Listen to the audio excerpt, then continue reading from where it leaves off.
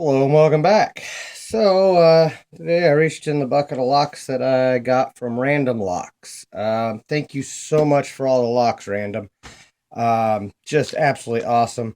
Been saving this one. This is the last lock he sent me, and it's the last challenge lock he sent me too. I hung on to it because I was kind of waiting uh, for a time that I felt like doing a fun challenge lock, and the thing is he this is his first batches of challenge locks, and I felt very honored to get some of his first ones. So, at any rate, this is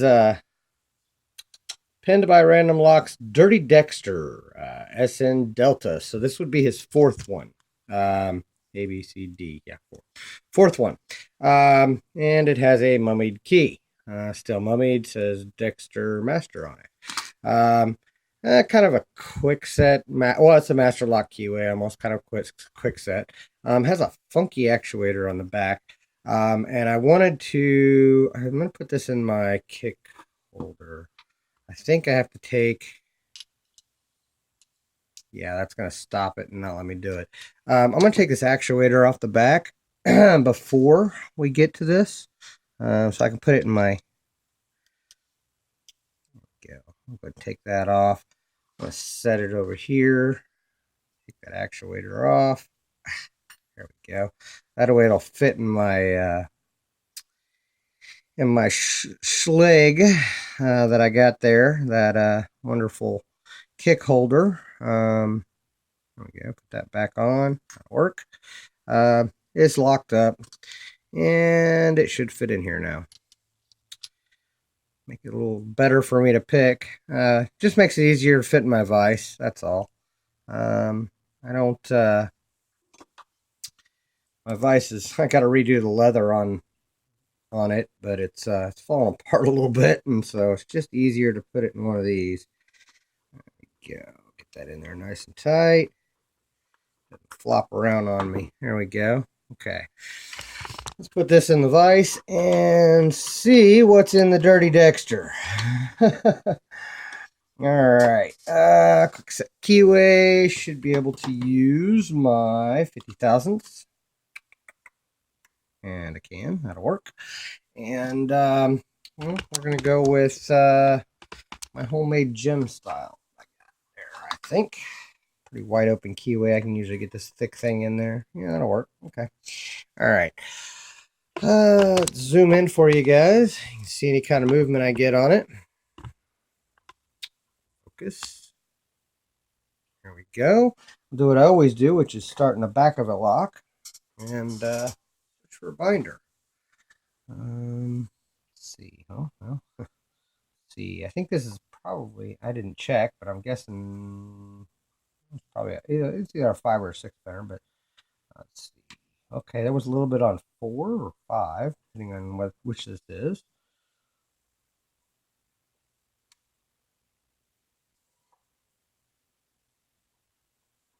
I need to start counting these pens before I start.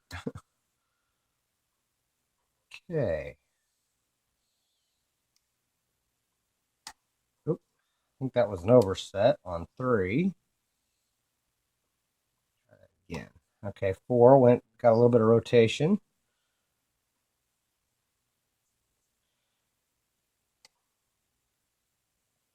Counter on 1, but lost my false set.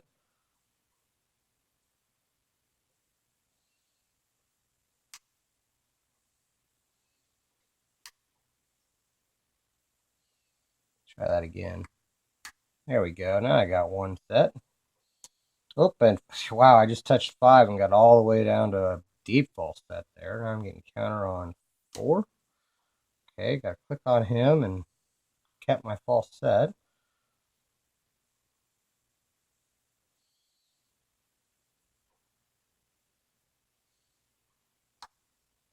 Counter on 1.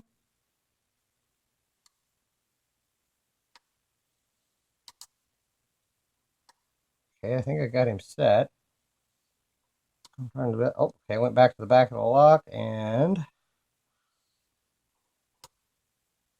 oh, I think I may have just overset.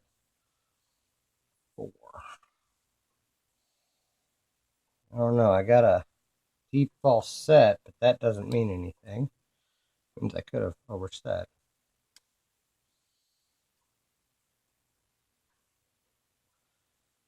Okay, my feed rack kind of went away. I'm wondering if there's a T-pin.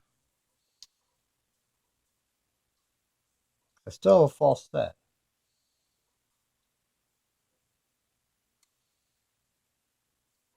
Wait a second. Okay, I got counter on 5, and I think I got him set.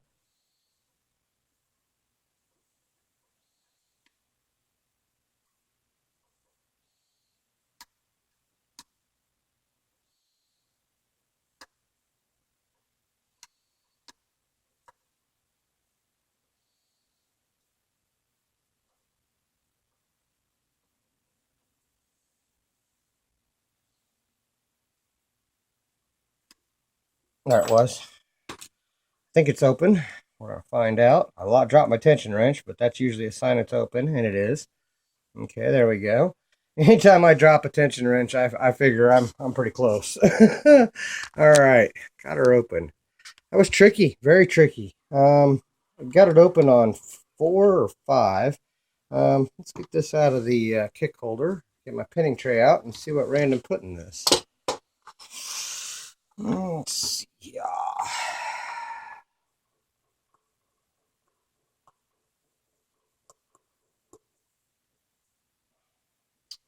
Yeah, I really like putting my challenge locks in this. It's nice.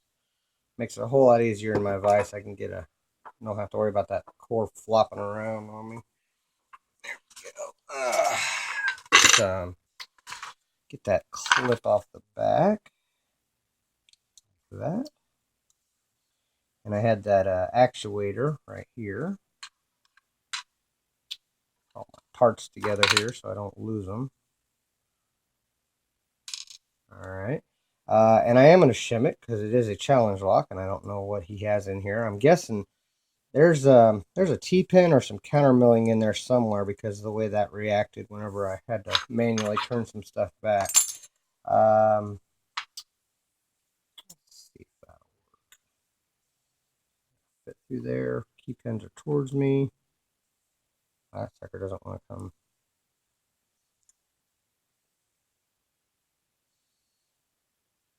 Got a funky back on it.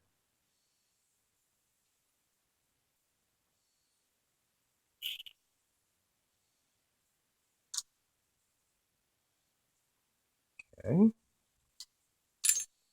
don't see any reason why that would be holding up. Oh, no. Okay. It's just the shim wouldn't let it go through.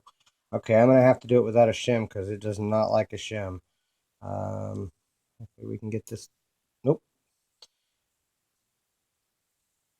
There we go. Got it. Wow. That was a little crazy. Wow. I'm seeing, I'm seeing craziness already. As you can see, let me focus. There we go. It looks like that one's kicked over. Yeah. That was a really deep in 5, 4, 3. Yeah, 1 and 5 are really deep. 2 and 3 are way up there. But it looks like he's yeah, there's counter milling. Yeah, okay. Let me dump these and we'll do a closer look at these pins and the modifications he did to the core. Wow, that's an awesome serrated pin. Wow. Good looking pens here. Standard there in 4. And a very short 1 in 5. Wow. Okay. Yeah, looks like we have counter milling in 1.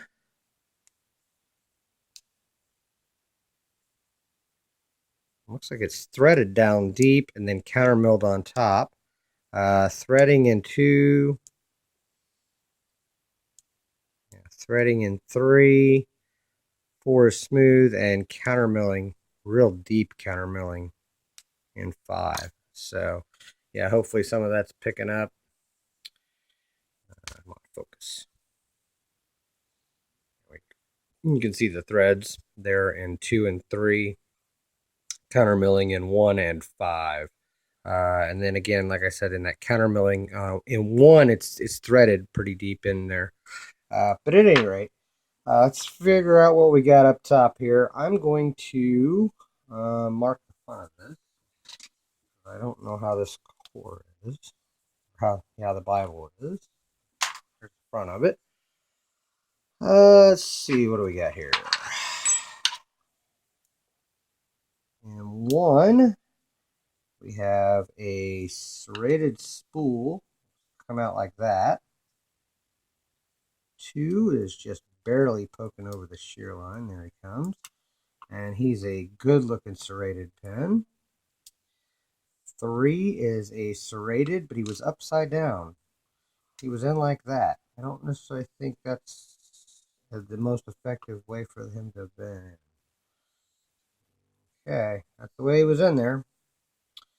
Standard in 4. And a spool / serrated, awesome looking pen in 5.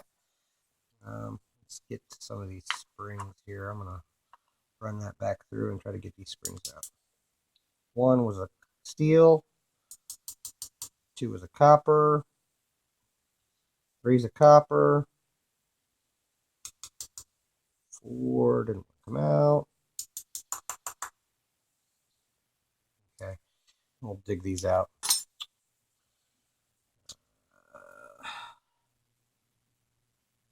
Said I was going to dig them out. That was out of 4, and that's out of 5. Okay. 1 is threaded. 2, 3, and 5 are all threaded. The only one that's not is 4. So, don't know if my camera will pick all that up. I can try to shine a light in there. I want to make sure I go over this really good since this is one of his first locks. Try to show off when they got new stuff here. Come on, focus. Come on, focus.